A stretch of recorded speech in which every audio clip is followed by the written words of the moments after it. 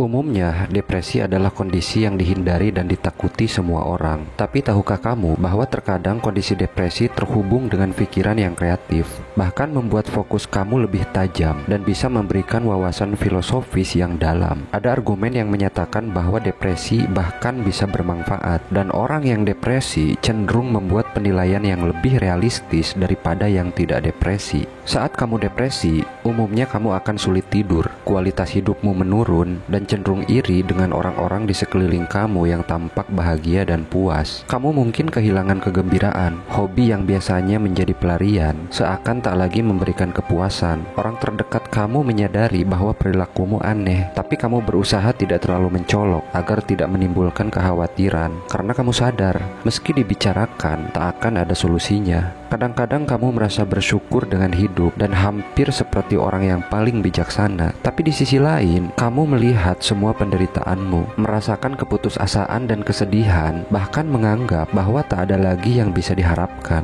Kondisi ini memang sulit, tapi ada pemahaman yang menarik dan benar-benar berbeda tentang kondisi depresi yang tidak kamu ketahui. Simak video ini dan jangan skip.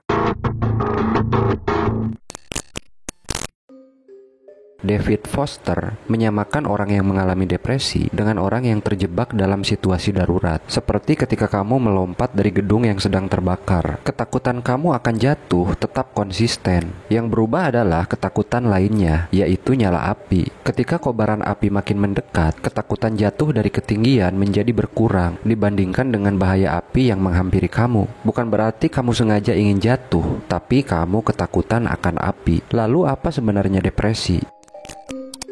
Depresi adalah perasaan sedih yang sangat dalam dan lama. Lebih dari sekedar merasa sedih sesaat, ini bisa membuat kamu kehilangan minat pada hal-hal yang biasa kamu sukai. Orang yang mengalami depresi mungkin sulit menyampaikan perasaannya dan merasa putus asa, bahkan tanpa alasan yang jelas. Depresi bukan sekedar merasa sedih sesaat, tetapi perasaan yang berkepanjangan yang mempengaruhi banyak aspek kehidupan. Depresi sangat kompleks dan banyak dikaitkan dengan ketidakseimbangan zat kimia. Tapi belakangan ini, para ilmuwan justru menemukan bahwa struktur otak dan neurologi juga turut berperan. Ada juga faktor genetik yang ikut berkontribusi. Studi menunjukkan bahwa beberapa orang memiliki gen tertentu yang membuat mereka lebih rentan mengalami keputusasaan setelah mengalami trauma. Yang menarik adalah banyak dari gen-gen ini juga terhubung dengan sifat inflamasi atau respon alami tubuh terhadap infeksi, iritasi, atau cedera. Hal ini memberi pemahaman baru bahwa depresi mungkin ada dalam gen manusia sebagai cara untuk menjaga kesehatan dan mencegah penyakit.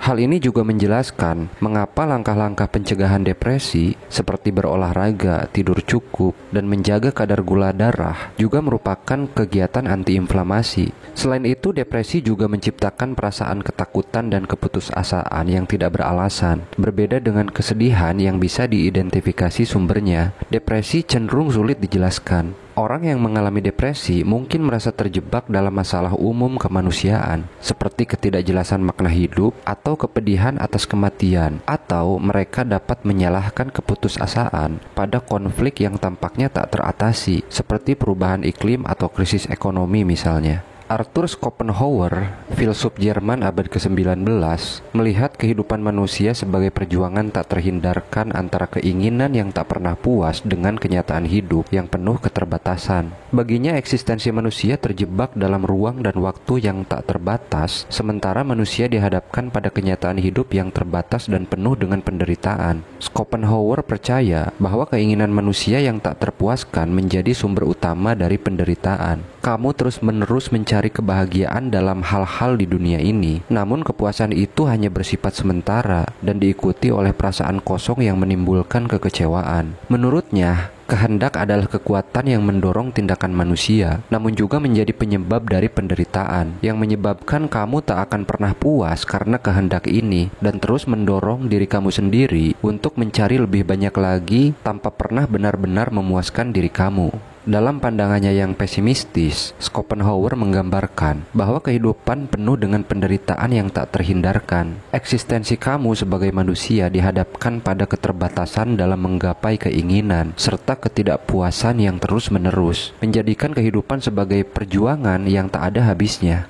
Namun, dalam pernyataan ini bukan berarti kamu tidak bisa menemukan penyebab khususnya. Mungkin saja ada tekanan yang tidak terungkap dalam kehidupan seseorang, seperti hubungan yang bermasalah atau pekerjaan yang tidak memuaskan atau bahkan trauma yang membekas. Secara umum, untuk mengobati depresi, tentu kamu perlu meminta bantuan profesional. Namun, perlu kamu ketahui bahwa depresi sangat berbeda dari penyakit lainnya. Terkadang, depresi terhubung dengan pikiran yang kreatif, terutama ketika kamu melihat karya dari Nietzsche, John Stuart Mill, dan Wittgenstein. Bahkan fokus tajam yang dimunculkan oleh depresi bisa memberikan wawasan filosofis yang dalam. Ada argumen yang menyatakan bahwa depresi bahkan bisa bermanfaat, seperti yang dipercayai dalam realisme depresi. Teori ini mengatakan bahwa orang yang depresi membuat penilaian yang lebih realistis daripada yang tidak depresi. Terutama dalam pemindaian fMRI, orang yang depresi dapat membuat penilaian yang lebih akurat tentang sebab akibat dan peristiwa sosial positif juga negatif. Maka dalam mencari kebenaran mutlak, depresi mungkin bermanfaat, tetapi dalam menjalani hidup yang bahagia, mungkin lebih baik untuk menganggap bahwa ketidaktahuan membawa kebahagiaan. Karena beberapa kebenaran besar ini hanya akan menambah beban keputusasaan kamu. Ini adalah dilema eksistensial klasik, seperti kematian yang tak terhindarkan, ketidakpastian kebebasan, kesulitan dalam memahami satu sama lain yang menghasilkan isolasi, dan akhirnya kekosongan dalam segalanya. Untuk meredakan keputusasaan akan masalah-masalah yang tidak terselesaikan ini, terapi psikologis eksistensial memberikan jawaban alternatif. Ini adalah jenis terapi yang membantu individu dalam mengatasi pertanyaan dan ketidaknyamanan terkait makna hidup, kebebasan, isolasi, dan juga kematian. Terapi ini memberikan pendekatan dari psikologi humanistik, eksistensialisme, dan fenomenologi untuk membantu individu menemukan makna dalam kehidupan mereka dan menghadapi dilema-dilema eksistensial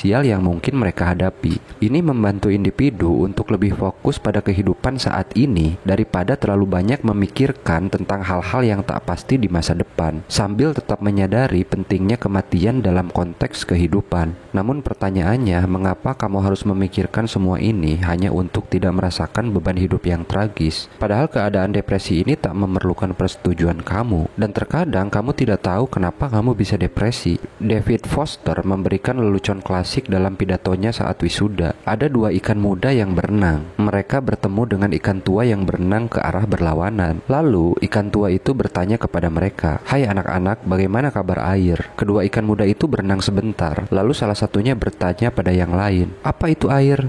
Foster menggunakan ini bukan untuk menegaskan bahwa dia adalah ikan tua yang bijaksana, tapi untuk menunjukkan bahwa realitas yang paling penting dan jelas seringkali adalah hal yang paling sulit untuk dilihat atau dibicarakan. Orang yang mengalami depresi membawa kesadaran yang sederhana namun bermanfaat, yang memberi pemahaman bahwa kehidupan ini memang benar-benar absurd.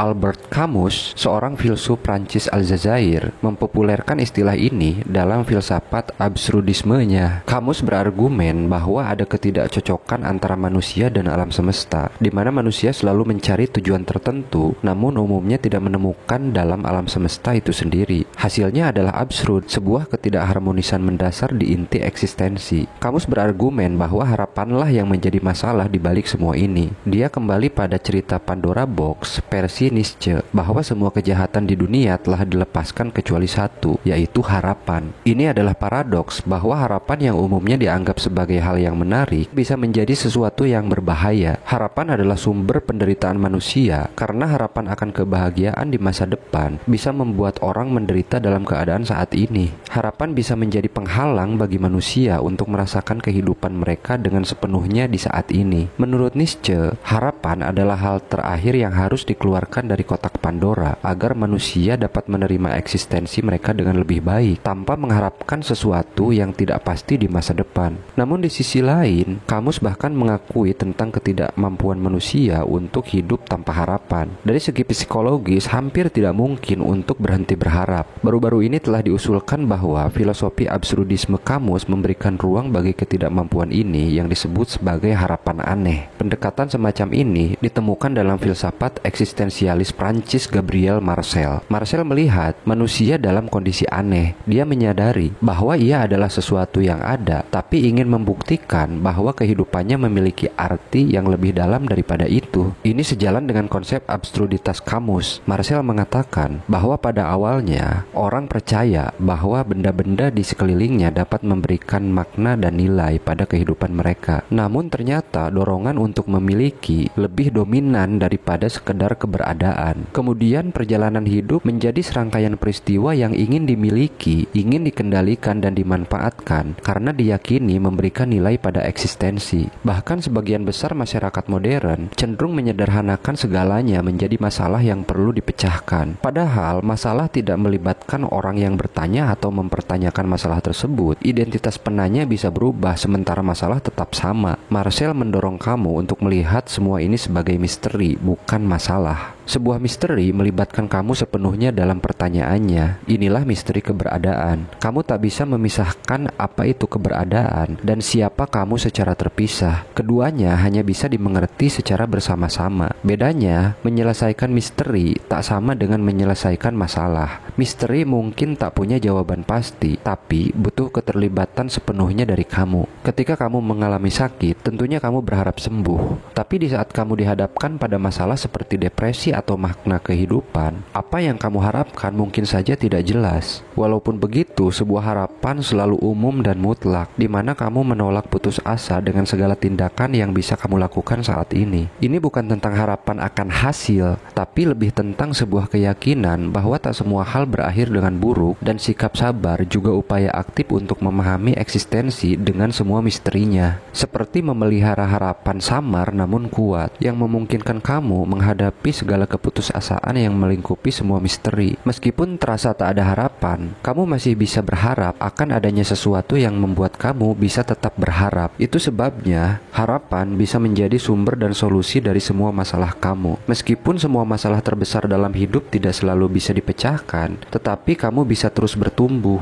Bukan berarti bahwa masalah tersebut tidak nyata, tetapi kamu telah melampaui masalah itu. Kamu adalah satu-satunya harapan untuk diri kamu sendiri. Dan selama kamu masih bernapas, cahaya ini tak akan pernah padam. Baik dalam hal psikologis atau metafisik, harapan akan membimbing kamu untuk melalui keputusasaan dan mendorong kamu untuk terus maju. Karena terkadang, kamu hanya perlu berjuang untuk berharap dan mengabaikan semua logika dan akal sehat yang kamu miliki. Kamu tidak boleh lupa untuk hidup. Kamu perlu tertawa, mendengarkan musik-musik yang bagus, melakukan kesalahan, menciptakan seni yang indah dan seni yang jelek. Dan video ini tidak berharap untuk menyelesaikan depresi kamu. Video ini hanya mendorong kamu untuk mencari sumber daya yang tersedia. Bahkan filsafat juga tidak bisa menyelesaikan masalah kamu. Dalam beberapa hal, hanya kamu yang dapat membantu diri kamu sendiri. Hanya kamu yang bisa memutuskan apakah hidup kamu akan lebih baik atau lebih buruk. Namun, saya selalu berharap agar kamu selalu bahagia.